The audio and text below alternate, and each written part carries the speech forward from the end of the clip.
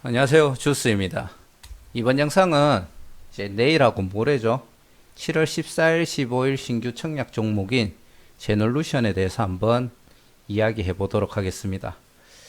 내일 상장하는데 오늘 11시 넘어서 아마 영상이 올라갈 것 같은데 좀 많이 늦은 감이 없지 않아 있습니다. 제가 토요일 날하고 일요일 날 올리려고 했는데 그날 좀 영상 올리고 좀 자료 수집하고 하는 게 많다 보니까 좀 체력이 나중에 붙이더라고요. 좀 힘이 들어가지고 또 조사했는 게 아까워서 안 올리려고 하니까 좀 아까워가지고 일단 부랴부랴 마무리해서 영상을 올리니까 일단 양해 부탁드리겠습니다.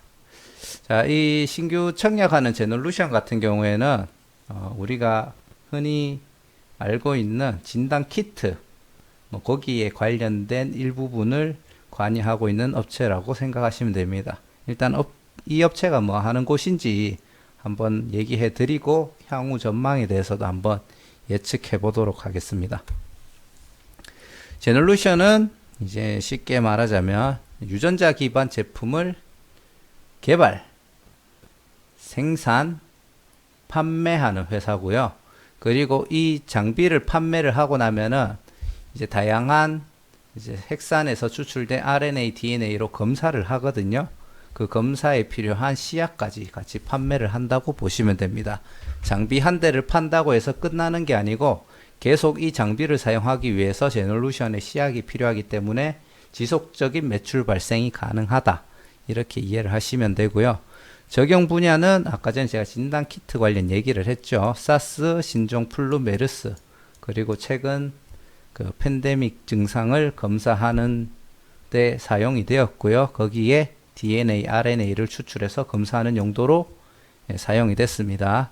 최근 팬데믹 기준으로 해서 3월 20일 기준으로 32만 건이 우리나라에서 검사 진행이 되었고요. 그 중에 제널루션이 60%가 넘는 22만 건을 검사를 했습니다.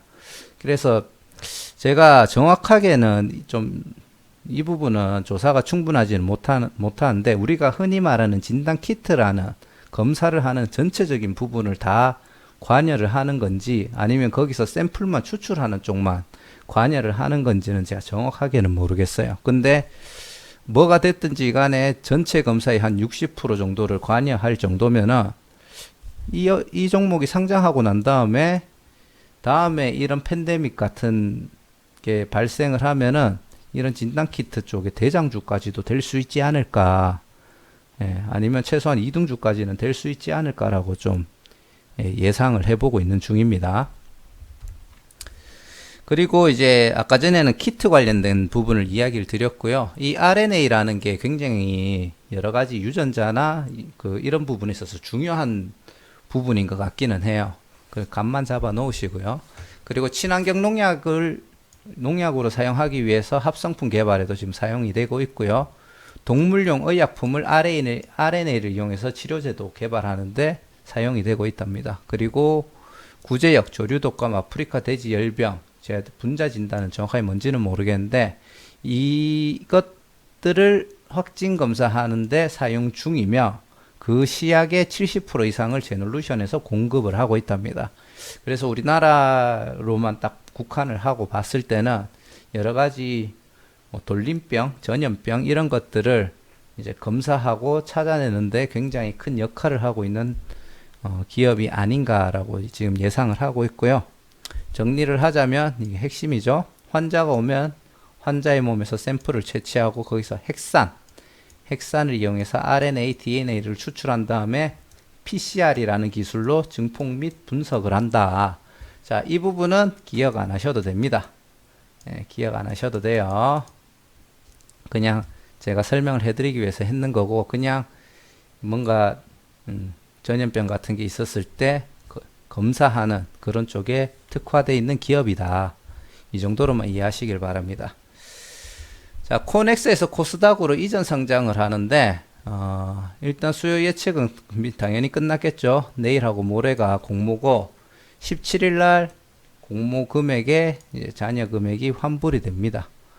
그리고 상장일은 7월 24일이고요. 공모 확정가가 14,000원입니다.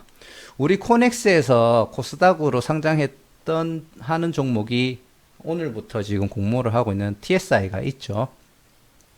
그 종목 같은 경우에도 상장했을 때 가격이 한 2만 원대였는데 만 원으로 공모가가 확정이 되었고요. 이 종목도 코넥스에서 가격이 31,400원인데 14,000원에 지금 공모 확정이 되었습니다.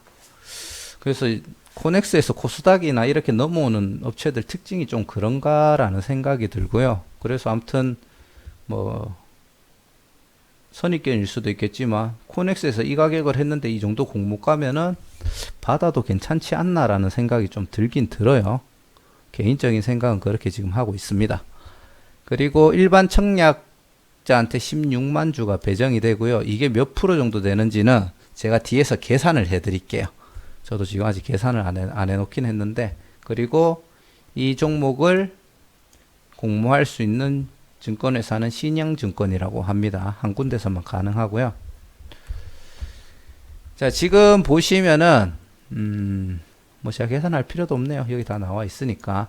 주주 구성은 제가 좋아하는 타입은 아닙니다. 최대 주주 등으로 해가지고 한 25% 상장 후 2년 정도가 되고요.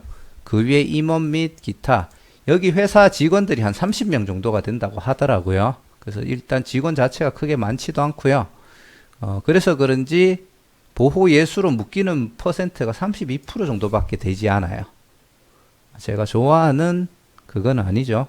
그리고 상장일부터 유통 가능한 물량이 이만큼이나 됩니다. 이 중에 뭐 보호 예수로 묶이는 게 또, 보호 예수가 아니고 의무 보유 확약으로 묶이는 주식 수가 일부 발생은 하겠지만, 보시면은 우선주까지 포함해서 상장일날 유통 가능한 물량이 67%나 돼요. 의무 보유 확약으로 다 빠진다고 쳐도 굉장히 큰 물량이거든요.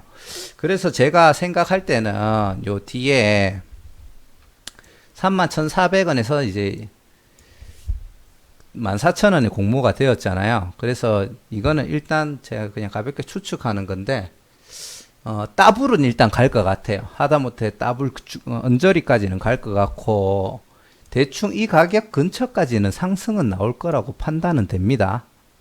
예, 판단은 돼요. 하지만 과연 이 종목이 계속 상승이 나올까를 생각했을 때는, 물론 첫날은 일부 상승이 나올 수 있어도 아마 2일이나 3일 차 때는 그냥 흘러내리지 않을까라는 일단 그런 예측을 살짝 해보는 중이고요. 수요 예측 보면은 아무래도 3만 아까 2,000원이었습니까? 한 3만 2천원 정도 하던 애가 14,000원에 공모가 되다 보니까 일단 기관에서 굉장히 관심을 많이 가지는 것 같아요.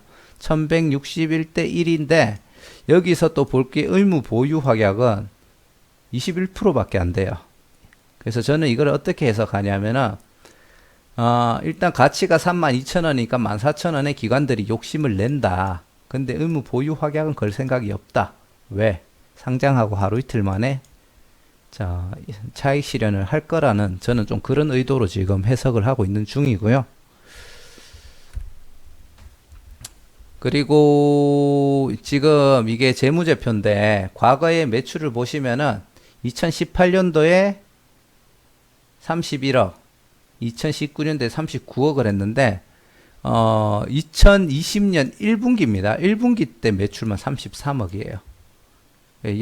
근데 이제 요때 당시 영업이익은 꽤나 높게 나왔는데 당기 순이익은 좀 많이 떨어졌어요. 그래서 이거는 왜 그런지는 제가 따로 알아보진 않았습니다. 뭐 이전에 TSI처럼 그 CB 채권 같은 걸 정리해서 그럴 수도 있을 거고 뭔가 이유는 있겠죠. 하지만 당장 2020년 1분기까지만 봤을 때는 이때 엄청난 성장을 했다. 그 이유로는 아까 전에 얘기 드렸죠. 우리나라 팬데믹 때 60% 이상을 검사하는데 기여를 했다. 그래서 그게 다 매출로 연결이 되는 부분이 있고 다른 부분도 있거든요. 그것도 이제 설명을 드릴게요. DTC라는 시장이 있답니다. 이게 뭐냐면은 개인이 유전자 분석을 해서 미래를 예측하는 것으로 DTC 시장이 성장하면은 수혜를 받을 것으로 판단이 되고 요 관련된 기술을 지금 연구 개발 중에 있답니다. 우리가 뭐 하는 얘기로는 뭐 예시로는 뭐 탈모, 그리고 무슨 병 같은 것들이 올 수 있는 거를 미리 예측할 수 있는, 개인이 검사해가지고 뭐 조만간에 암이 발생할 수 있다 뭐 이런 것들 있잖아요. 그런 것들을 예측하는 그런 검사 시장이라고 지금 저는 이해를 하고 있고요. 그 시장이 이제 성장했을 때 아까 전에 뭐 헥산에서 뭐 일부 샘플을 추출하는 그런 기술이 있는 제놀루스가 좀 수혜를 받을 수 있고요. 지금 국책 사업으로 이제 우리가 피 한 방울로 암 검사가 가능한 방법, 그거를 뭐 리퀴드 바이오시라고 하던데 한글로는 액체 생검이라고 합니다. 이게 굉장히 꿈의 검사라고 이야기를 하는데, 이 액체 생검을 시행할 수 있는 방법을 연구 중에 있습니다. 국책 사업으로. 그래서 이걸 만약에 성공을 한다 하면은 대단하겠죠. 이거는 정말 이거는 대박일 것 같습니다. 근데 힘들 거라고 솔직히 생각하고는 있어요. 그리고 바이오 업종 중에 몇 안 되는 수익을 창출하는 기업이라고 이제 대표가 사업 설명에서 이야기를 했고요. 2015년부터 연구만 하는 기업이 아닌 이제 수익도 창출하는 기업으로 변모를 했습니다. 아무튼 그렇게 변신을 했고요. 그래서 이제 매출이 보시면은 2006년도에는 크게 이제 매출 발생하는 업체가 아니다 보니까 1억 정도 매출을 했고요. 2010년도에는 성장도 좀 더디죠. 한 2.8 하기가 퍼센트로 치면은 더딘 건 아니겠습니다. 거의 한 180% 성장을 4년 만에 했으니까 연평균 45%입니까? 45% 정도로 성장을 한 거네요. 퍼센트로 보면은 작은 성장은 절대 아닌 것 같네요. 예, 그리고 7년 만에 이제 2015년부터 이제 본격적으로 매출을 발생하는 기업으로 바뀌면서 2017년도에 24억, 2019년도에 39억, 좀 큰 폭으로 성장하기 시작했죠. 그리고 2020년도에는 앞에 봤듯이 창립 이후 최대의 매출이 예상이 된다. 현재 그 제놀루스가 개발한 장비하고 시약이 공급되는 게 우리나라 기준으로 40군데 이상 대학병원에 들어가고 있고요. 국가기관, 수탁검사기관 및 국가기관에도 공급이 되고 있습니다. 그리고 중국과 미국의 그 장비하고 시약 같은 게 FDA 등록을 마친 상태고요. 그리고 말레이시아 쪽에는 보건복지부 쪽에 뭐 등록이 되었다라고 이야기를 하더라고요. 그래서 이런 부분은 좀 장점으로 볼 수 있고, 2014년도부터 이제 아까 전에 그 장비 머시기 48 요거를 팔았는데 1년에 20세대를 팔고 2015년도에는 20세대, 2014년도에는 22대, 15년도에는 23대, 2016년도에는 26대, 3년간 거의 뭐 비슷한 대수를 판매하다가 2017년도부터 이제 좀 증가를 하죠. 66, 그리고 18년도에 83, 2019년도에는 101대, 그래서 총 300, 전 세계 기준입니다. 전 세계에 321대가 나갔고요. 2020년도는 1분기만 133대를 팔았답니다. 이것도 역시나 팬데믹 영향으로 팔게 되는 거고요. 현재 454대가 전 세계에 퍼져 있고 거기에 대한 시약을 계속 공급하고 있는 중이라고 보시면 됩니다. 그리고 계속 마케팅 쪽에 집중 투자를 해서 최근 1분기 때는 이제 유럽 쪽에 13개국, 이게 나라 다 적으려고 했는데 크게 의미 없을 것 같아서 아프리카 쪽에는 튀니지만 아시아 오세아니아 쪽에 13개국, 북남미의 6개국 쪽에 이제 어떻게 보면은 이제 뭐 협약이라든지 이런 게 돼 있어서 장비가 계속 공급이 될 예정이고요. 아까 전에 뭔지는 정확하게 모르겠지만 분자 진단 방법으로 검사하는 게 글로벌 핵산 추출 순위가 현재 제놀루스가 14등이고요. 그냥 쭉 흘려 들으시면 됩니다. 올해가 지나면은 지금 매출이 급성장하고 있고 장비가 많이 팔리고 있기 때문에 대규모 상승이 예상되고 있는 중입니다. 제놀루스 장비의 최대 장점은 제품 크기가 일단 작고요. 그 설명을 할 때 우리가 흔히 얘기하는 컴퓨터 모니터 크기 정도 된다고 하더라고요. 근데 다른 업체들 핵산 추출 장비 같은 경우에는 그 크기가 굉장히 크답니다. 그리고 제품이 작다 보니까 가격적인 경쟁성이 좀 있고, 그리고 장비랑 시약이 또 좀 싸게 공급이 된답니다. 그래서 향후에 전 세계적으로 제놀루스의 장비가 계속 점유율이 올라갈 확률이 좀 높다, 그렇게 저는 판단을 하고 있고요. 그리고 장비 한 대당 이렇게 처리할 수 있는 검사 속도가 있잖아요. 그리고 제놀루스 같은 경우에는 15분에 한 48샘플 정도가 핵산 추출이 가능하답니다. 그래서 뭐 그 세계 상위급 회사 중에 로슈사가 있고 썸머피셔라는 회사가 있는데, 로슈사 같은 경우는 1시간에 96개, 이거를 15분으로 나누면은 24개밖에 안 되죠. 그리고 썸머피셔 같은 경우에는 45분에 96샘플을 한답니다. 결국 제놀루션이 글로벌 상위 업체들보다 추출할 수 있는, 핵산 추출할 수 있는 수량이 거의 2배 이상이 된다라고 보면 돼요. 상위 회사하고 비교했을 때도.